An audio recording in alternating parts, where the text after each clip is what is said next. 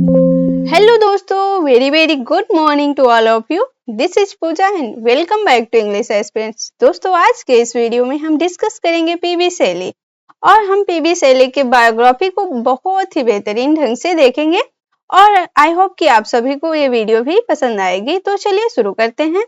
जो PB Shelley हैं, इनका पूरा नाम है पर्सी बेसी शैली और ये रोमांटिक एज से बिलोंग करते हैं और ये एक ब्रिटिश राइटर हैं, मतलब कि ब्रिटेन के राइटर हैं जो बहुत ही उम्दा लिखते हैं। और ये जो पीबी शैली हैं, ये अपनी राइटिंग्स के माध्यम से लोगों को जागरूक करते हैं और बहुत ही ज्यादा पसंद की जाने वाली रचनाएं होती हैं इनकी। तो दोस्तों, अब आगे बात करते हैं, जैसे कि हम जो डिस्कस करेंगे आज इनके बायोग्राफी को और इम्पोर्टेंट की फैक्ट्स को डिस्कस करेंगे। अगले वीडियो में फिर हम इनकी जो रचनाएं हैं उनको डिस्कस करेंगे। तो सबसे पहले, जैसे कि मैंने बताया, ये एक रोमांटिक पोएट हैं और बहुत ही ज्यादा फेमस पोएट भी रहे हैं अपने समय के। तो दोस्तों, इनके जन्म के बारे में जानते हैं, इनकी लाइफ के बारे में जानते हैं और इनका क्या एजुकेशन रहा है उसके बारे में जानते हैं। तो जो पीबी शैली है, इनका जन्म हुआ था 4 अगस्त 1792 को। कब हुआ था? 4 अगस्त 1792 को हुआ था। और इनका जो जन्म स्थान है वो है फिल प्लेस। ये क्या है? ये इनके विलेज का नाम है और हॉर्सन इनकी डिस्ट्रिक्ट है और ये वेस्ट सेसक्स में रहते थे। मतलब कि इनका जो जन्म हुआ था वो वेस्ट सेसक्स, जो कहाँ पर पड़ता है? इंग्लैंड, यूके में पड़ता है, वहां पर हुआ था। अब हम इनके पेरेंट्स की बात करें तो जो टिमोथी शैली है, इनके फादर हैं, और एलिजाबेथ पिलफोर्ड जो कि इनकी मदर हैं, और ये रिच फैमिली से बिलोंग करते हैं। मतलब पीबी शैली की फैमिली कैसी है? इनकी फैमिली रिच फैमिली है। इनके फादर जो हैं वो विग मेंबर हैं, कहाँ के? पार्लियामेंट में, मतलब कि पार्लियामेंट में एक मेंबर के रूप में कार्य कर रहे थे। तो जो इनके फादर हैं, इनके 6 चिल्ड्रंस थे, मतलब कि इनके 6 बच्चे थे, जिनमें से 4 तो डॉटर थी और जो 2 थे वो सन थे। जो पीबी शैली हैं, ये उनमें से एल्डेस्ट, मतलब कि सबसे बड़े बेटे रहे हैं।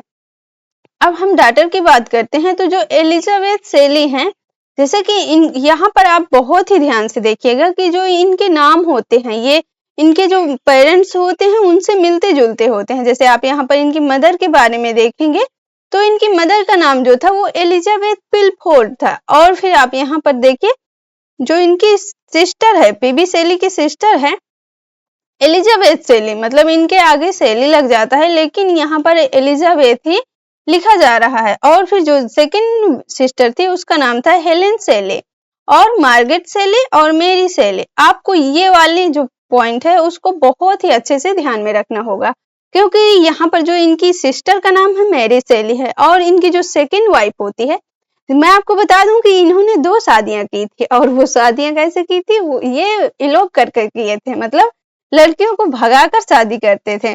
तो ये 2 शादी करते हैं, जिसका जो इनकी सेकंड वाइफ है उसका नाम है मैरी गुडविल, जो कि पहले तो होती है मैरी गुडविल, बाद में वो क्या बन जाती है? मैरी शैली बन जाती है, क्योंकि वो पीबी शैली से शादी करती हैं। तो आपको ये पॉइंट बहुत ही अच्छे से ध्यान में रखना होगा कि जो मेरी शैली है, इनकी एक सिस्टर का नाम है और जो सेकंड वाइफ है उसको भी मेरी शैली कहा जाता है, मतलब उसका भी नाम मेरी शैली पड़ जाता है। अब हम जो इनके पेरेंट्स हैं, इनके 2 पुत्र थे, मतलब कि 2 बेटे थे, जिनमें से पीबी शैली एल्डेस्ट थे और जो जॉन शैली हैं इनके छोटे भाई थे। किसके? पीबी शैली के छोटे भाई का क्या नाम है? जॉन शैली नाम है। दोस्तों, अब आगे इनकी एजुकेशन के बारे में बात करें तो ये जब 10 वर्ष के हो गए थे तब तक ये घर पर ही रहे, मतलब कि अपने घर पर रहकर ही ये स्टडी करते थे, कहीं बाहर नहीं गए थे। लेकिन फिर 10 वर्ष के बाद ये स्टडी करने बाहर जाते हैं, जो कि उनका जो पहला स्कूल होता है वो होता है सियोन हाउस अकेडमी, जो पड़ता है ब्रेंटफोर्ड में। और ये ब्रेंटफोर्ड कहाँ पर स्थित है? ये मिडिल ससेक्स में है। और ये मतलब जो पहला इनका एनरोलमेंट होता है सियोन हाउस अकेडमी में, वो 1802 को होता है। और इसके बाद फिर ये 1804 में कहाँ शिफ्ट हो जाते हैं? इटॉन कॉलेज। आपको यहाँ पर बता दूं कि ये बहुत ज्यादा दिनों तक जो सियोन हाउस अकेडमी है यहाँ पर नहीं टिकते, क्योंकि इनको वहां पर नहीं अच्छा लगता है, तो ये वहां से बाहर हो जाते हैं।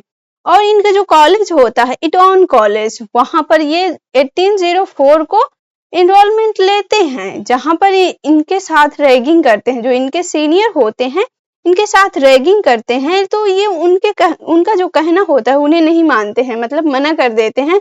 जैसे रैगिंग करने पर इन्हें कुछ कहा जाता है कि तुमको ये करना चाहिए, ये करो वो करो, इनको जब ऑर्डर देते हैं तो ये साफ इनकार कर देते हैं कि मैं ये सब नहीं कर पाऊंगा या मैं नहीं करूंगा। तो वहां पर इनको मैड सेली के नाम से भी बुलाया जाने लगा था, मतलब इनका जो नाम रख दिया गया था इटॉन कॉलेज में वो मैड सेली रख दिया गया था। ये बहुत ही इंपॉर्टेंट फैक्ट है।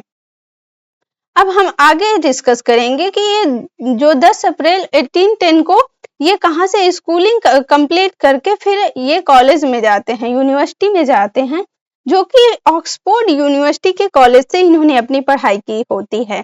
तो आपको दोस्तों यहाँ पर एक बहुत ही इम्पोर्टेंट की फैक्ट है कि ये एक वर्क लिखते हैं और इनके साथ इनका एक फ्रेंड भी होता है, जिस वर्ग का नाम है जेस्ट्रोजी, जो ये दोनों मिलकर, मतलब इनका एक फ्रेंड होता है और पीवी शैली, ये दोनों लोग मिलकर उस वर्ग को लिखते हैं, लेकिन उसे बिना नाम के अपना नाम दिए हुए पब्लिश करवा देते हैं, जिसकी वजह से वहां का एक लेक्चरर होता है और वो इनसे पूछता है कि क्या ये वर्क तुमने लिखा है, तो ये लोग मना कर देते हैं, साफ मना कर देते हैं कि नहीं, ये वर्क हमने नहीं लिखा है, जिसकी वजह से इनको वहां से क्या कर दिया जाता है, निकाल दिया जाता है।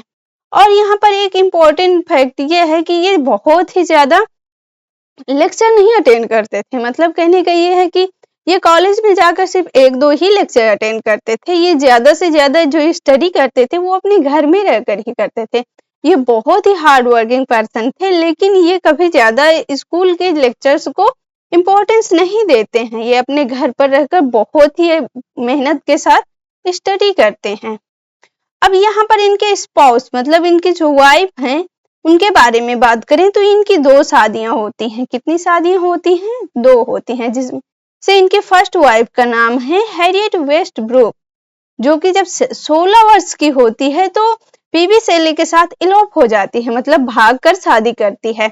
और फिर ये शादी करके आती है तो इसके माता पिता, मतलब जो पीवी शैली के होते हैं, इनको एक साथ रखने से इनकार कर देते हैं, मतलब ये अपने घर में नहीं रखना चाहते हैं। फिर भी ये लोग एक दूसरे से शादी करते हैं और साथ में रहते हैं। और यहाँ पर इनकी जो डेथ होती है वो 1816 को हो जाती है, और जो हैरियट वेस्ट ब्रूक की डेथ होती है वो होती है डूब कर मरने से। मतलब कहने का ये है कि ये जब प्रेग्नेंट होती हैं तो इनको बहुत ही ज्यादा डिप्रेशन होता है, जिसकी वजह से ये कह सकते हो कि आत्महत्या कर लेती हैं, मतलब कि इनकी डेथ हो जाती है 1816 को। और यहाँ पर एक बहुत ही मजेदार बात ये है कि ये मतलब पहली वाइफ के होते हुए भी इनको दूसरी एक लड़की पसंद आ जाती है, जिसका नाम होता है मैरी शैली। मतलब इसका पहले नाम होता है मैरी गॉडविल, लेकिन बाद में ये मैरी शैली बन जाती है, जो कि इनकी सेकेंड वाइफ होती है। ये भी उनके साथ भागकर ही शादी करते हैं, मतलब कि इसे भी इलोप कर ले जाते हैं मैरी शैली को और उसके साथ शादी कर लेते हैं। तो दोस्तों आई होप कि आप सभी को इतनी वीडियो अच्छी लगी होगी। अब हम यहाँ पर इनकी डेथ के बारे में डिस्कस करें तो वो है 8 जुलाई 1822 को। इनकी डेथ जो होती है ये भी डूबकर मर जाते हैं, मतलब कि इनकी भी डेथ डूबकर ही होती है।